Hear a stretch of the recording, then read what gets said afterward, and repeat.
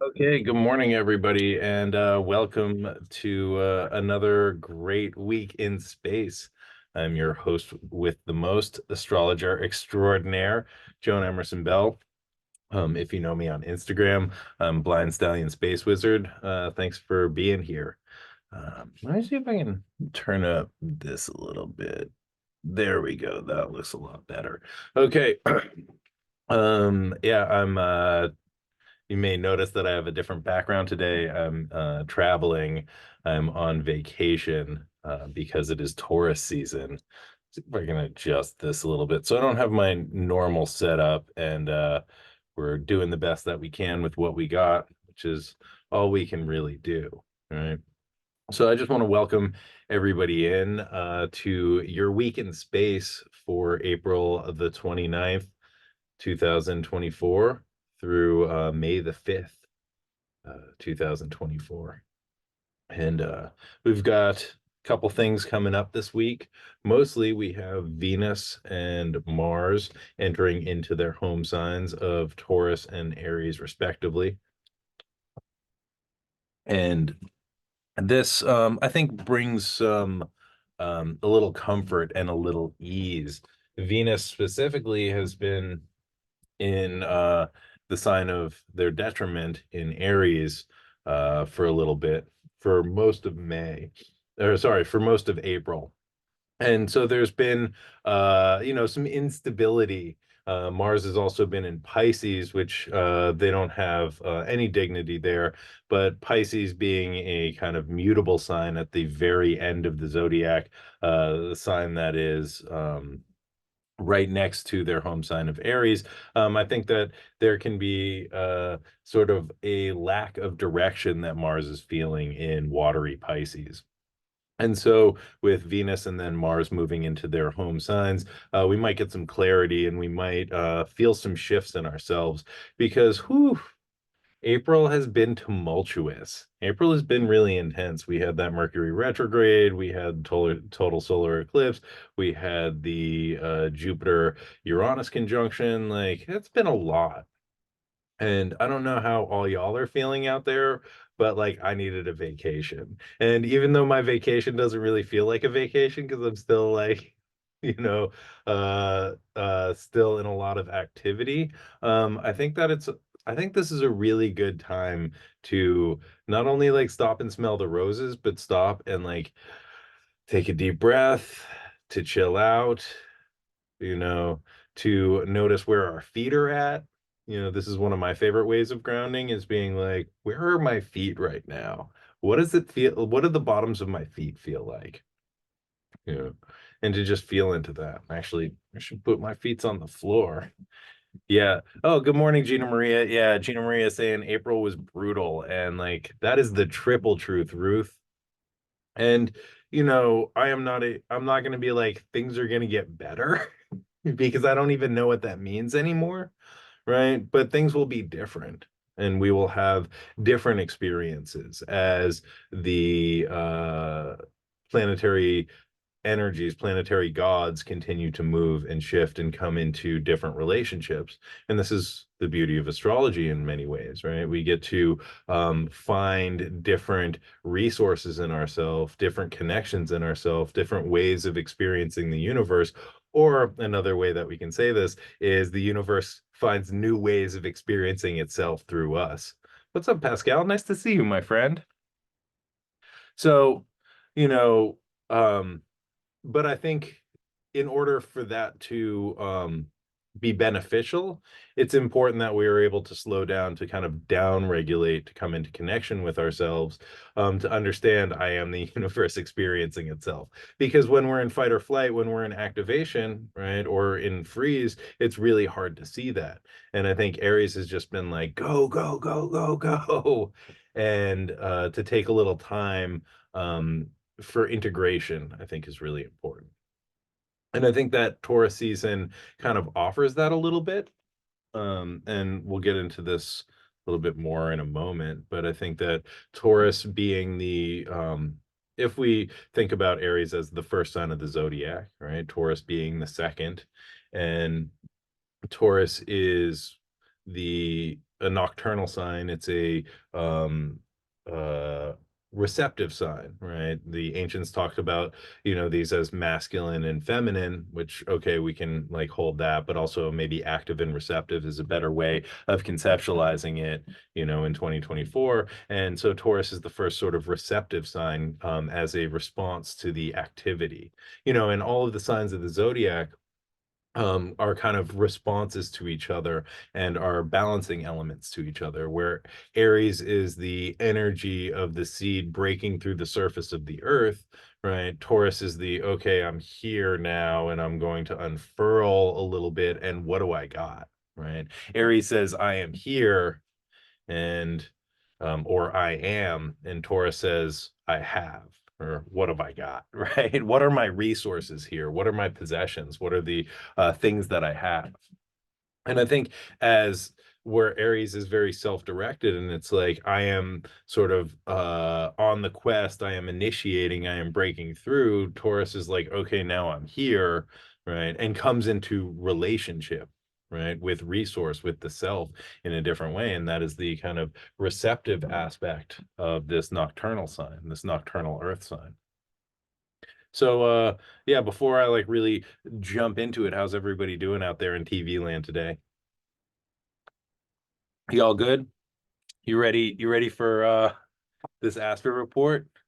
Um yeah. Yeah, there has been a lot of go, go, go, and I think that it's been hard to collect ourselves. And so, maybe this is an opportunity to take a little time and collect yourselves. You know, maybe I'll begin like this. I was just in a class. Ooh, um, yeah, filled with anger, very challenging. And also, happy belated birthday to you, Reina. I know you are one of my favorite Aries out there, and sending you lots of love.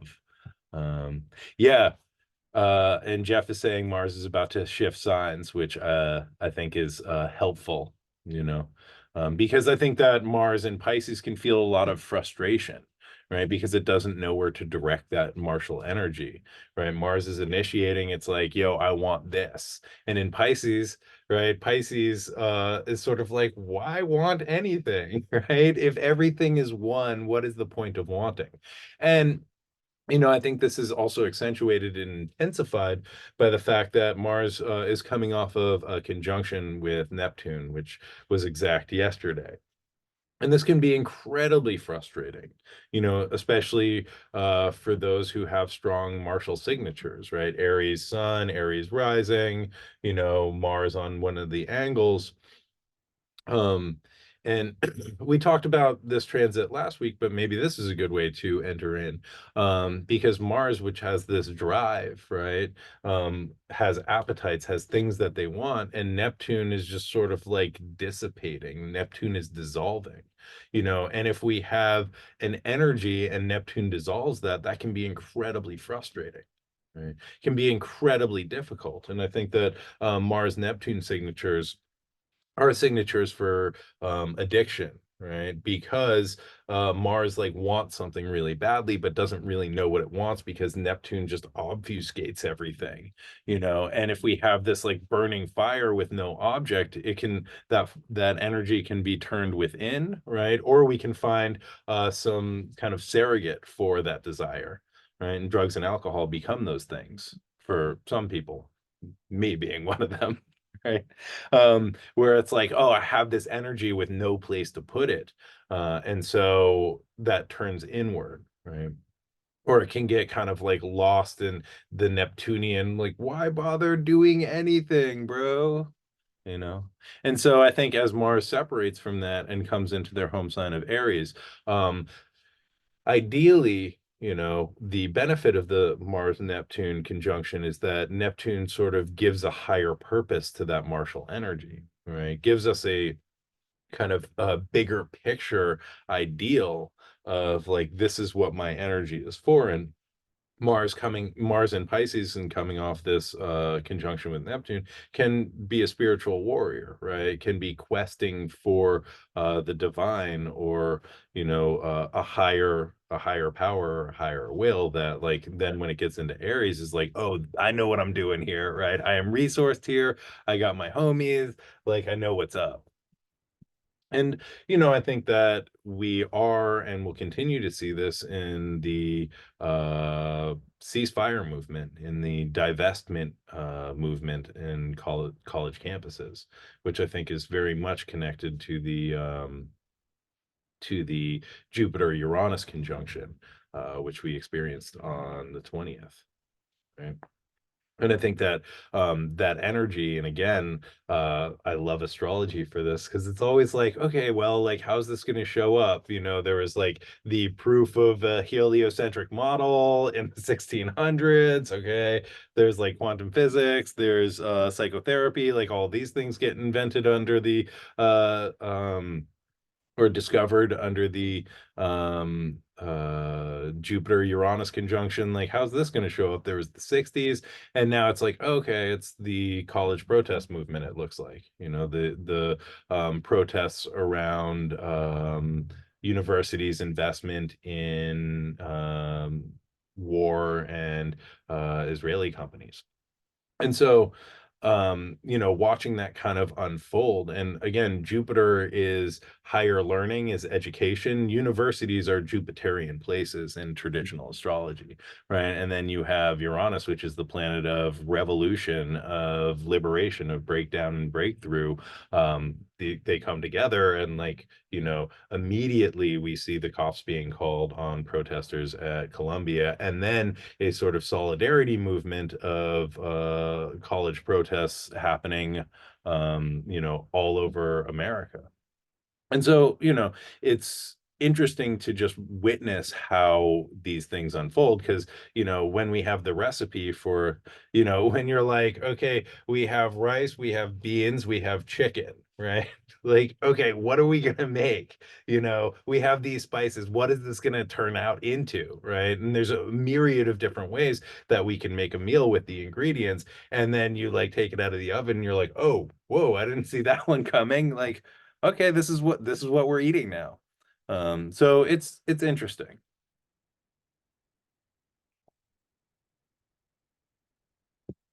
So let me get into the astrology of the week. Today, Monday, April the 29th, we have Venus entering their home sign of Taurus, which is nice. I like this. Venus has been in detriment in Aries since April the 4th. So basically, all of April, through all of that tumultuous energy, Venus has been in a sign that they're not the most comfortable in.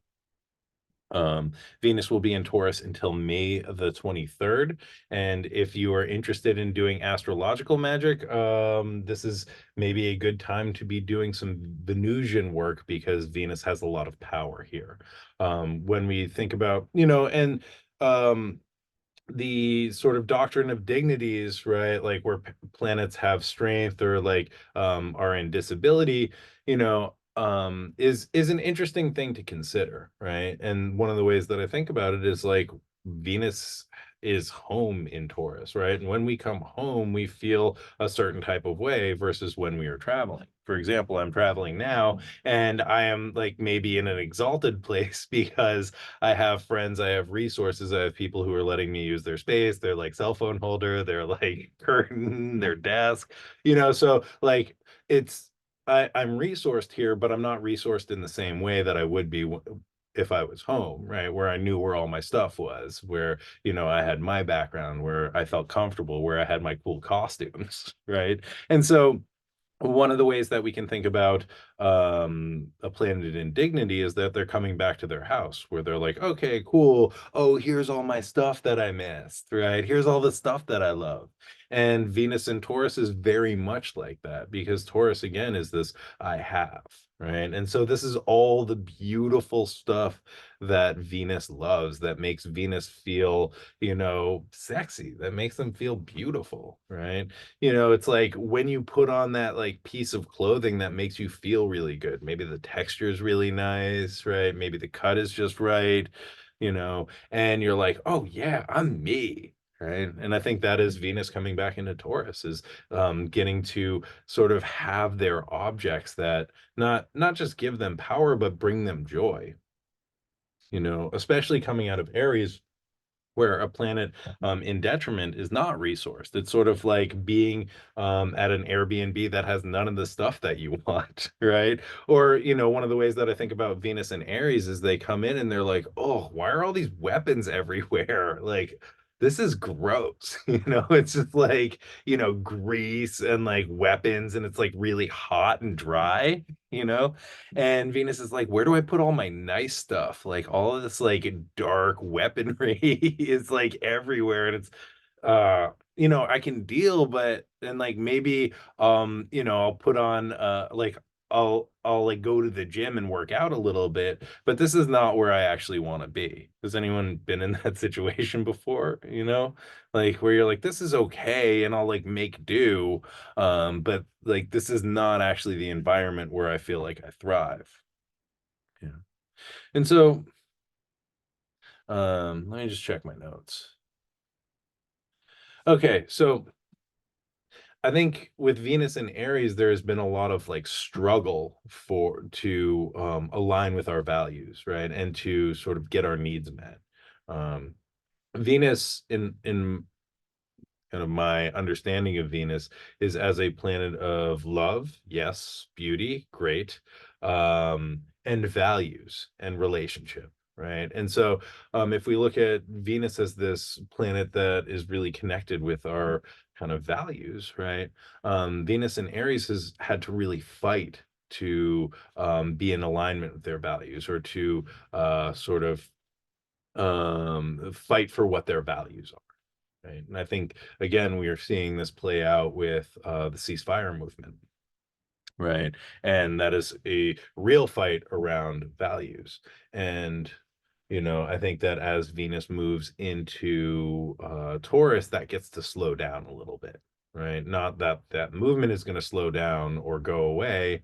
Um, and I don't know what's going to happen with this war, but I think that there's going to be a different kind of vibe that comes in, right? And this gets to happen today. So we are welcoming Venus into Taurus today, which I think is really nice thing.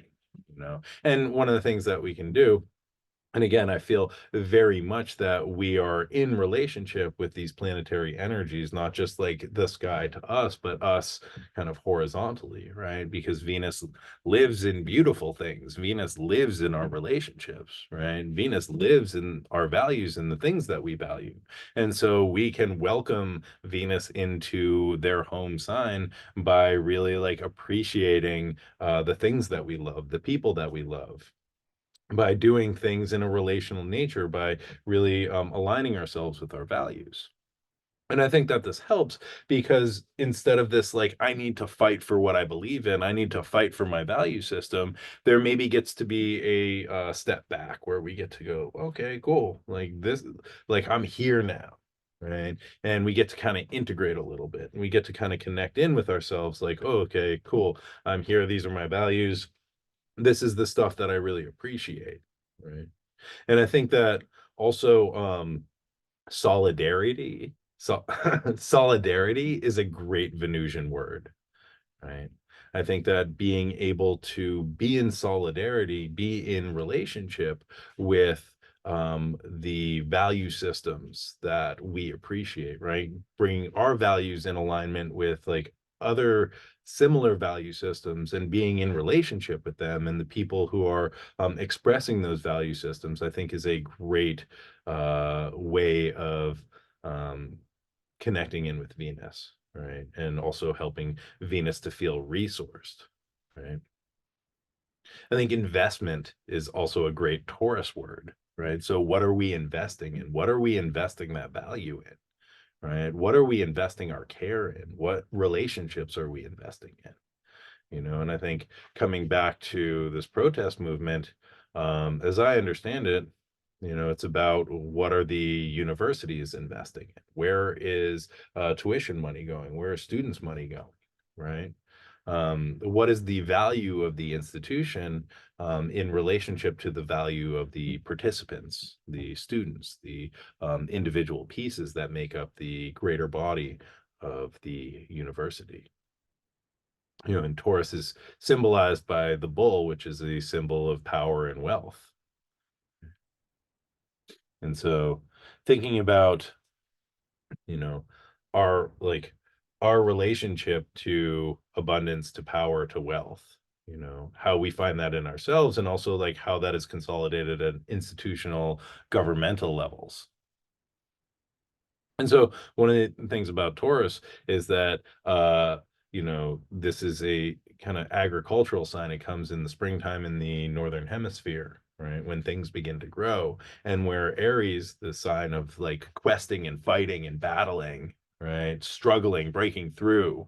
Um, that heroic nature of Aries doesn't fly in Taurus, because we can't like, hero things out of the ground, right?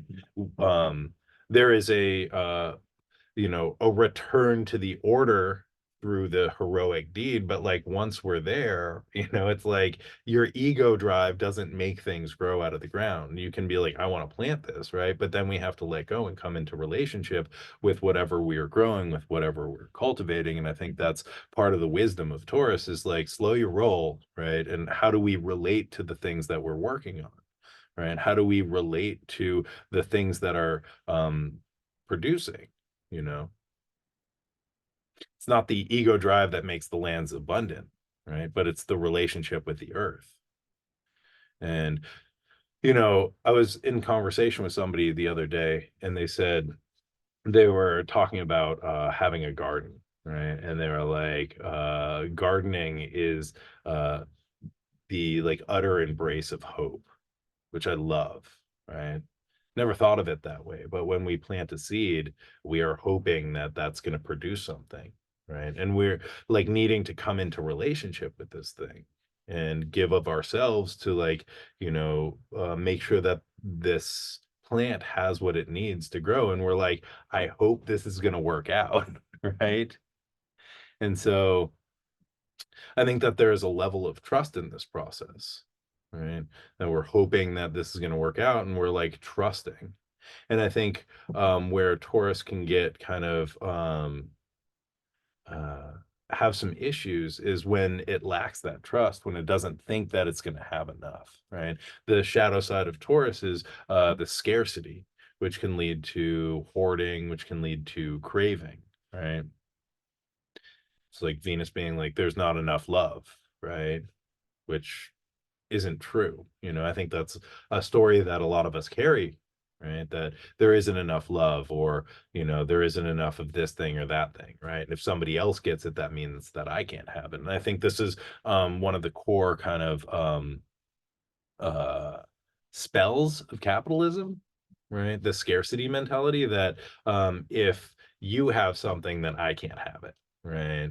Or, if, yeah, that there is not enough resource, there's not enough love, there's not enough fame, there's not enough money, right? There's not enough of anything to go around.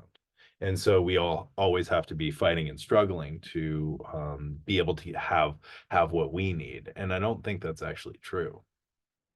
I think that's a mythology. I think that's a curse. I think that's a spell that people have been put under, because it serves the people who are casting that spell. And as Venus moves into this sign of Taurus, I think that Venus reminds us that, yeah, there is enough, right? That like food grows on trees, that love is the kind of, basis of the universe. It is a principle like gravity. It is the attractive principle that holds everything in coherence in a lot of ways. And to remember that Venus is older than all of the Olympians, right? Venus is born at as the sky separates from the earth, right? Venus is an ancient principle, old, old, old, old, you know, and that sort of principle of attraction, of love, right, of value, of relationship, moves through everything. And, I think that um Venus talks about like our relationship to the object world, right? Our relationship to what we love and what we appreciate. But this is also relationship, remember, is a two-way street, right? So that like the things that we love and appreciate are also in relationship with us, and to think about how do we tend these relationships and the like level of trust and hope that goes into relationship, right? And one of my favorite magicians, Al Cummins, said this thing years ago, which has always stuck with me, right? That we should treat objects like people so that we don't treat people like objects. And I think this is the relational brilliance that Venus brings in to the equation, right? To remind us to be in right relationship the with the world around us, right? To think about what we are cultivating, right? What we are growing. And as Venus steps back into Taurus, Venus is growing the things that they love. You know, Venus is growing relationships. Venus is growing and cultivating values, you know. And I think if we don't have a good sense of our worth or our value, then we end up seeking it from external sources, right? And I think that all of this is a great example of that, right? And it's interesting because through I think the gift that I've been given to be able to do this, I'm like, I get this feedback and I'm like, okay, maybe I'm okay at this, right? I have a lot of imposter syndrome, you know, and a lot of like, oh, I haven't read enough to like know the right thing. And in the feedback loop of relationship, and this is a weird relationship, but this is a relationship, this is how we do it in 2024, right? I get the feedback and I'm like, oh, maybe I am good enough, right? But when there is that like empty space that can create craving of constantly like seeking, right, constantly seeking external validation, right? um and that can also create like that hungry ghost mentality where it's like never enough, never enough, never enough, right? And I think that as Venus comes back into Taurus, it like asks us to slow down, right? Slow down and be like, what is enough, right? To check in, am I full? Right? What do I got? Right? What are the resources that I have? What do I have? And I think that it is in late stage capitalism, it is very easy to be like, I don't have enough. What is in me? My resources aren't enough, and I need to find something externally to validate me or to make it okay or to fill in the blanks, right? And especially when a lot of that external messaging is like, what's in you is blank, right? You need to be more like us. You need to be more yourself, but not like that, which I think is really incredibly toxic. And so, um, through Taurus season, which lasts until May 23rd, so we've got a bit of time, and I think this is a great devotional practice to the goddess Venus, right? To really like value our resources, value what we have, value what we're working with, right? And to acknowledge that, to be like, this is what I got and this is good, you know, even if you don't believe it, right? But, you know, as a devotional practice, you can make a list of being like, this is what I got. These are my resources. This is what I love. These are my values, right? And sometimes it really helps to externalize that, to write that down, to see that, and then from that we can think about, okay, this is the one that I want to work with until May 23rd, right? This is the devotion that I can bring to Venus, to come into relationship with Venus in a new way, right? And the Venus in myself, right? And then as Taurus is an earth sign, right? Maybe you can take one of those things, right, and bury it as an offering, right? And bake it in a cake, right? And feed it to the earth or feed it to the earth beings. Right? You can, yeah. I don't know, you can do with it what you will, but this is a really good way of coming into relationship with not just that like external Venus, but the Venus in here, right? And to participate with that energy through, connecting in with our resources and externalizing them and acknowledging them, because I think that's what Venus wants, is for us to realize, oh, this is what I got and this is what I love and this is my relationship with it. Let me share that with you. Dig? All right. So let's move on to tomorrow, Tuesday, April the 30th.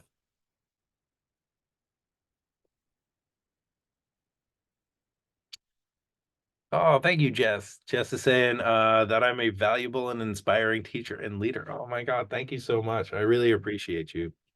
Thank you. Okay. Whew. All right. Tuesday, April the 30th, Mars enters their home sign of Aries. And so Mars is in Aries until June the 8th. Mars moves a little bit slower than Venus. All right, so taking a little bit longer in their home sign of Aries. Aries is a diurnal and active sign, right? We can think about this as the first sign of the zodiac. And so I sort of touched on this in the beginning. Mars kind of coming out of the nebulous, watery soup of Pisces, right? Coming off of a conjunction with the planet of dissolving Neptune, right? And then Mars setting foot back on dry land in hot, dry, fiery Aries, where Mars is like, oh yeah, snap into it. Snap into it, Slim Jim. And this is helping to get our action in alignment. And I think what we are getting here is one, values, two, action. And when we put our values in alignment with action, I think it can be really helpful. And we can think about Venus going into Taurus as right relationship, and Mars going into Aries as right action. you know and I think that Mars moving through the sort of I want to say transpersonal sign of Pisces, a sign that um requires surrender and asks us to think about the much bigger picture, the kind of the infinite, and reminds us about our connection to what is beyond the self. And I think that provides really good information to help us guide our actions, so that it's not just the ego driven action or survival action, but action that is coming from a connection to something bigger than the self, which I think can be incredibly helpful. Um, and yeah, and again, like having that sort of connection with something beyond the self and taking that into, okay, this is what I need to do, right? And to take that into this idea of right action and thinking about what does right action mean to me, you know? Or another way that we can put this is what is the next right thing? you know, and to have that as a compass point, right? Because if we have this martial drive to go and create and to drive and to make and to do and to emerge, what is the next right thing, right? How do we, like, what are the steps that we take? How do we direct that energy? And Mars, we can think about as a blade, right? And to think about what is the blade that we are wielding here, you know? What is the right tool for this job, you know? And as Mars moves into Aries, right, we can think about like what is that the sort of point or the edge of that blade, and how do we direct that in a skillful way to make a path forward, and maybe that path is not just for me, right, but for all of those that I walk with. And this is that relational component that we were just talking about with Venus and Taurus, all of those who I am in a horizontal relationship with, or all of those who may come after me, you know and I think that in Pisces, Mars was really struggling to make sense of things. What is right? What is the point? What am I doing here? Am I good enough? Right? Why even bother? And now is Mars, and I think very much about like Mars kind of emerging from the ocean and like walking up onto dry land and like drying out and being like, okay, like this is what's up, you know? And so we get a bigger sense of clarity and a sense of connection with what is driving us. And so, we can just hold that and see where that takes us. Um, Also on Tuesday, April the 30th, we get Venus in Taurus squaring Pluto in Aquarius. And so this is right, kind of the theme of the week is we have Venus entering Taurus, changing signs, entering into their home sign, and coming immediately into relationship with Pluto, right? Who is holding it down at 2 degrees 6 minutes of Taurus. Oh, sorry, of fixed Aquarius. Right. And then we have Mars moving into their home sign of Aries and immediately coming into relationship through sextile, which is a beneficial aspect with Pluto at 2 degrees and 6 minutes of Aquarius. And then Pluto also stations retrograde. And so, this is this shift of energy and then coming up against the kind of larger global forces of transformation and change, of death and rebirth, these bigger kind of energies of power, and what our relationship is with power, I think is really up this week.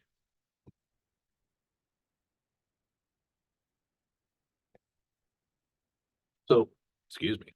So, with Venus squaring Pluto, Venus in fixed Taurus squaring Pluto in fixed Aquarius, right? We have you know, issues around safety and stability. Taurus is all about, this is my stuff that I really like, and this keeps me safe. This makes me feel stable because I have my things. And Pluto is like, not yours, right? Everything is going to go away. And Venus in Taurus is like, I don't really like that. And Pluto's like, that's just how it is, you know? Um, Somebody told me a long time ago about Santa Muerte, who is a Mexican saint, call her a saint, goddess, you know, energetic principle of the universe, maybe the kind of chthonic goddess, right? Underworld goddess. Um, and they were saying that, you know, this in relationship with this deity, you can kind of ask for whatever you want because she's like, yeah, that's just on loan, right? You want a car? Sure, you can have that. You want a bunch of money? Yeah, sure, whatever. You want fame? Yours, because that's just on loan and I'm gonna take it back when you die, right? And I think that is the relationship between Pluto in Aquarius and Venus in Taurus. It's like Venus is like, I want these things, and Taurus is like, I want these things because they make me feel safe. And Pluto's like, that's not yours. That's just on loan, right? All of that will return to the earth. All of this comes back to my kingdom eventually. And I think that if we can be in right relationship with that, if we can be good with that, if we can feel, okay, cool, like I will take this loan and you can have it back when I'm done. And I'm going to love these things to the best of my ability. So when you get it back, it will like have a little bit more of a glow, a little bit more of a patina on it. But if we're like fearing the shift and change that is embodied by that plutonic energy and we cling tightly to things, that disrupts the flow, that I think consolidates things in a place in a way that Pluto is not Pluto's like, no, give it to me, right? And with Pluto, what I have found is it is best to surrender, right? And anything that we cling to is going to hurt that much more when it gets taken away, you know? And so I think that there's like elements of control that are going to come up, this week. Um, Elements of safety and security, right? Taurus wants things to rely on, right? And they feel very threatened in the face of change or in the perceived threat to resource. But, Pluto is this planet of transformation. And when we cling to things, when we cling to safety, there isn't transformation, you know? That transformation process like requires the composting, requires the release, requires the letting go, and requires that trust that what's on the other side might be better than the thing that we know. And this is something that was coming up for me all last week actually, is this um the need to sort of trust that fool energy of being like, I want to step off the cliff, but I can't, until you tell me what's down there. And that's not how it works. The Great Spirit is not like, yeah, sure, like you'll land in a pile of money. It's like, I don't know. You got to see, right? And so, because of the fear of the unknown, a lot of times we end up staying in the discomfort of the known because we're like, yeah, it sucks, but like it's familiar, I know what this feels like. I can get down with this, you know. And it's like, well, if on the other side of that, it might be better. And you're like, well, yeah, but like, can you tell me exactly how much better it can be and what it's going to look like and how it's going to feel? And like, we don't get that. And I think this is the one of the repeating patterns that I've noticed in my life is I want to take the leap, but I'm scared. I can't. Please tell me what it's going to be like. And it's like, like, what would be the fun in that? Right. Um, you know, and I think that there's again this kind of level of hope and trust that happens when we plant the seed, and we plant the seed and we're like, I want to change. Or maybe we didn't even plant it, but the world is like, you've got to change. And again, like coming out to the macro, I think that we're seeing this in what's happening on college campuses, right? Pluto is also this planet of power. It is the consolidation of power, and we're seeing state violence mobilized against protesters, and I don't really want to get into the weeds of the like, these people said this and these people said this. I'm like looking at it kind of, I want to look at it from a more objective lens because I don't have time to get into it in 20 minutes, right? But looking at it from an objective lens and watching, police and riot gear mobilized against students who are, having satyrs or calling for peace or calling for a ceasefire or calling for divestment, that is like the plutonic force bearing down on this, Venus and Taurus, right? That's one way that we can perceive this, of like people who are like, we're in relationship based on what our value system is, and those who have come around to be in solidarity, and then watching stormtroopers advance on them and using, mace or like tear gas to disperse them or arresting them, right? That is a plutonic show of force that, again, Pluto is the planet of change, but Pluto is also the planet of power. And the people who are in power, the systems that are in power, don't necessarily want that change to happen, right? And so I think one of the ways that this functions is oppression gets to a point where the opposing force rises up. Right. And then there is power struggle, and it's through that friction, it is through that tension that change occurs, and I think that friction is the thing. And this is a square. This is a great description of a square, is friction is the thing that makes stuff happen. Right. Friction, like that's what sex is. That's how procreation happens, is through friction. Right. This is how social change happens. It's through friction. It's through this tension and these energies at cross purposes that are rubbing against each other until something new is born, right? And so, yeah. So I think this is maybe a good time to move into this. Um, yeah, if we think about Pluto and Aquarius, right? And Aquarius is the sign of the water bearer. And well, we'll start here. So on Thursday, May the 2nd, Pluto stations retrograde at 2 degrees and 6 arc minutes of Aquarius. Okay. So Pluto is going to retrograde back into Capricorn for, one last hurrah, for one reunion tour back into Capricorn. And so Pluto's going so just big context, Pluto entered into Aquarius on January the 20th. So it's been there since January. They're stationing retrograde on Thursday the 2nd. They'll go back into Capricorn on September the 1st of 2024. And they will be in Capricorn at the 29th degree until they station direct on October the 11th at 29 degrees, 38 arc minutes. And then they will come back into Aquarius just after the election on November the 19th.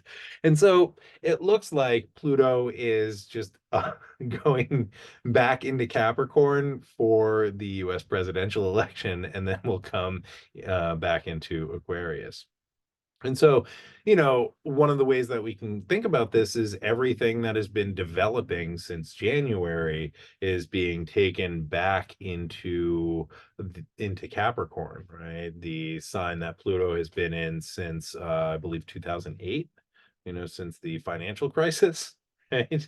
And so the kind of new world in Aquarius that Pluto is experiencing, that wisdom is being brought in back into Capricorn as maybe like the final piece of a very long, very complex jigsaw puzzle that Pluto then found and is bringing back to be like, okay, we're good now. I don't know what that's going to look like, and we will definitely be talking about that more in the future. But as any planet stations direct or retrograde, they sort of grind their way in to a point in space into one of the degrees. And so right now, Pluto is kind of grinding at 2 degrees and 6 minutes of Aquarius. With a Mercury retrograde, for example, we get a longer period of Mercury at 1 degree, or a degree, right? And so there is more time for that Mercury energy to kind of unfold at that degree. That'll last, I don't know, a couple days, a week. Pluto at Because Pluto moves so slowly, as Pluto grinds their way into a degree, you feel it. There's like something there, and they leave a stain, right? And especially if you have anything at 2 degrees of any of the fixed signs, that's Scorpio, Taurus, Aquarius, and Leo, you might feel this, or anything around those early degrees. And so, I also want to bring this up because thinking about kind of the energy of Aquarius, which is the collective, it is the people. And so we are also seeing, shifts with the people and awareness of the power of the people as opposed to consolidated power at a hierarchical top, whether that be financially or institutionally or educationally. Yeah. And I think that this will continue to unfold over the next 20 years as Pluto makes their way through Aquarius. But, they are taking this wisdom that is developing, that is bubbling up in these early degrees of Aquarius back into Capricorn, which is a sign that deals with structure, with the bones, right? And so, there may be a reconfiguration of some of the structural elements in society and how power is structured. And so there's a great post from one of my favorite astrologers, Lindsay Turner, who goes by the Bad Pastor, about Aquarius. And some of these things that were coming up in the ceasefire movement, and specifically water jugs being used, one as a defense strategy against police arrest, where somebody bonked a stormtrooper with a water jug. And there is a very funny viral video and remix song about that on the social medias. And also protesters using 5-gallon water jugs to um, stop the sprinklers, which were turned on by an administration to prevent them from protesting. And so they just cover the sprinklers with a water jug, which is brilliant. That is Aquarian innovation at its greatest. But Lindsay Turner, and I highly recommend you checking out their work. You can find them at Bad Pastor on the Instagram or anywhere. Um, they were talking about the Aquarii, who were the Roman slaves who were the water bearers, and Aquarius is the sign of the water bearer. It's an air sign, but it talks about Ganymede, who is the cup bearer to the gods, and the constellation of Ganymede, who again is Zeus's cupbearer and cupbearer of the gods. And so the Aquarii in Roman culture were these slaves who would carry water up to the apartments for the citizens to pour their baths, right, or to fill the aqueducts. And Lindsay is talking about the sort of shift of this, the jug, which is the a symbol of the work that this slave class had to do, and having that being inverted, right, and being used as a tool for liberation, right, as a tool to stop institutional power, which I think is brilliant. And so I wanted to tell this story that was told to me yesterday by one of my professors, this fellow Richard Pelfrey, who I really appreciate. And he got it from his teacher, Ruben Medina, who is a woodworker in Taos, New Mexico. And so I'll see if I can do this justice. I didn't have time to practice, but hey, we're here now. So this is the hummingbird story. And once upon a time, lightning struck and it caught this forest on fire. And, the fire starts building and building, and then the winds start going, and the fire starts sweeping and raging and intensifying and taking more and more space. And all the animals are freaking out. Think about that scene in Bambi. And all the animals are freaking out and they start running away from the fire. And they're all racing as fast as they can to get away from the fire. And as they're going, they notice the hummingbirds are all, the hummingbird nation is all flying in the opposite direction. And the wolves stop and they're like, yo, what's up? Are you stupid? What are you doing? And the hummingbirds are like, no, we got this. And the wolves are like, yeah, but the fire's that way, and that's why everybody's running this way, because why you want to fuck with that fire? And the hummingbirds are like, yeah, we hear you, but we sat down and we had a council, and we decided as a nation that we were going to do what we can to help. And so instead of running that way, we're going to go this way. And I know it's towards the fire, but it's also towards Blue Lake over there. And so we're going to go over to Blue Lake and, try and get some water and try and put out this fire. And the wolf's like, yo, whatever, you crazy, bro, I'm out. And so the wolves take off and all the animals are running that way. But the hummingbirds are all flying this way to Blue Lake. And they go and they dive bomb into Blue Lake and they pick up some water in their beaks and they fly over to the fire and they spit it out and they go back and they pick up some water and they fly over and they spit it out. And the animals are like, that's stupid, right? All the animals are watching for safe distance and they're like, yeah, they're fast, but like they're really small and they can't really fit a lot of water in their beaks. And I don't think that this is ever going to work. Ooh, glad I'm not them. All right. And the hummingbirds are flying into Blue Lake, dive bombing, picking up water and just spitting it on the fire and going and going and going, and going, and going, and going, and going. And now the thunder beings are sort of noticing, smelling smoke. What's going on? And they look down and they see all this smoke pouring up from this big fire, and they're like, "Oh, we did that. That was kind of gnarly. Sorry about that. Well, whatever. Oh, what's this?" And they notice all these hummingbirds sort of whipping through, spitting water on the fire, spitting water on the fire, and they're like, "Wow, that's pretty impressive." And they look over and they see all the animals, far away, hiding in fear. They're like, "Wow, this little dude's got some chutzpah right there, that's not gonna make much of a difference, but that's pretty impressive. You think we should help him out?" And the other thunder being's like, yeah, why not? Like, Like I didn't think anyone would be brave enough or stupid enough to do that. Like let's hook them up. So the Thunder Beings get together, we get some friction going, like we were talking about, right? They start rumbling the clouds, yeah, and they create this rainstorm that creates this deluge, this downpour that puts out the forest fire. Yeah, and the hummingbirds are like, "Yeah, we did it!" Right? And it's this, you know, the moral of the story or a moral of the story. You can make up your own if you want to, but you know, even in the face of overwhelming odds, is the little actions that can make a difference. And if we stay connected to what we think is right, if we stay connected to our values, right, um, and are able to be supportive of the bigger picture, maybe life meets us halfway. And I bring this in, right, because these hummingbirds are straight up the water bearer.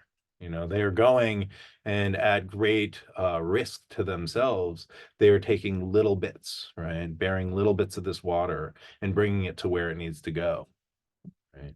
And this action gets met by the kind of greater forces who acknowledge the work that we put in, acknowledge the courage, right, to stand up in the face of insurmountable odds, in the face of raging inferno, in the face of certain death, right? And the hummingbirds are like, yo, this is my calling. I got to do it. No one else's, right? Just bearing that water, bro. Bringing that energy where it needs to go. We think about water as a conduit and water as you know, something that receives imprint very easily, right? It is the action of care and compassion, that action of being connected with one's values, right? Is imprinted in that water, and imprinted in the cycle that water goes through. And so we're coming up to time. And yeah, I just wanted to leave you with that story and a big thank you to my teacher, Richard Pelfrey, and his teacher, Ruben Medina, for sharing that with them and with me. And now from me to you. Right. And maybe that's the little bit of water that I can spit into the fire. Right. And I hope that you all join me in whatever way feels right to you, going to Blue Lake, picking up a little water, bearing a little water, and spitting it into the fire, trying to make a difference. Because we live in a beautiful world and we're living in a pretty crazy time. And, all we can do is, the next right thing. And so with that, I think I will let you all go. Before I do, I just want to remind folks that I do this through AstroStar, which is a great astrology app. You can find it wherever you get your apps at. I do this live talk every Monday at 10 a.m. Pacific time, making that 1 p.m. Eastern time. And yeah, I'm also available to give astrology readings through that site. I'm pretty busy these days, but hit me up and we can find a time. There's also a bunch of other great astrologers, uh, including Sam Reynolds and Tara Tall, and I don't know, a bunch of great people over there. Check them out. They're all doing like classes, giving readings, doing talks like this. So is a great way of getting connected to an astrological community, learning about astrology, and learning about yourselves. And then also, I am teaching a class that starts on May the 12th, I believe, Mother's Day, second Sunday in May, with Sarah Janes, who's a mythologist and art and author. And this is going to be an 8-week class, 8-week online class that's talking about mythology and dreaming, and how myth is a collective dream and dream is personalized myth, and the archetypes that appear in astrology, and mythology, in dream, and how we can work with these to sort of sense a deeper purpose for life and kind of orient ourselves.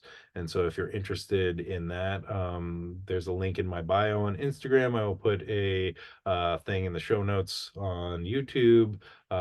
If you're on AstroStar, text me. And or you can go to my Instagram, and I'll put some stuff in my stories. I also have a bunch of posts about it. But that class is going to be tight, and we're going to have a really good time. We've also got a bunch of guest speakers, which is really cool. We have so far we have Marlena Seven Bremner, who is an artist and alchemist, and she's going to be helping us out on the creation section. We have Sam Reynolds, who is one of my favorite astrologers, who's also on Astrostar, and Sam is going to be talking on the serpent section. And then we have Kristen Mathis, who is an Orphic scholar, and was just on the astrology podcast and is doing some excellent work on the Orphic religion and translating the Orphic hymns. And she's going to be helping out in the underworld section. And then Sarah Janes is also getting some other contributors. So it's going to be a good time. We have brilliant guest speakers, great topics, and a lot of cool stuff going on. So if you're interested in this 8-week Myth and Dream course, check it out. Again, there's a link in my bio on Instagram. I don't know. It'll be in the show notes. And yeah, I'll put it in my stories and make posts about it. So anyway, yeah, I hope you I hope you all have a great day. Thanks for being here. Thanks for tuning in. I appreciate you. And yeah, really like enjoy. Welcome Venus into Taurus, right? And yeah, enjoy your day, my friends. And yeah, I'll see you next time. Same wizard time, same wizard channel. And until then, my friends, be well. All right.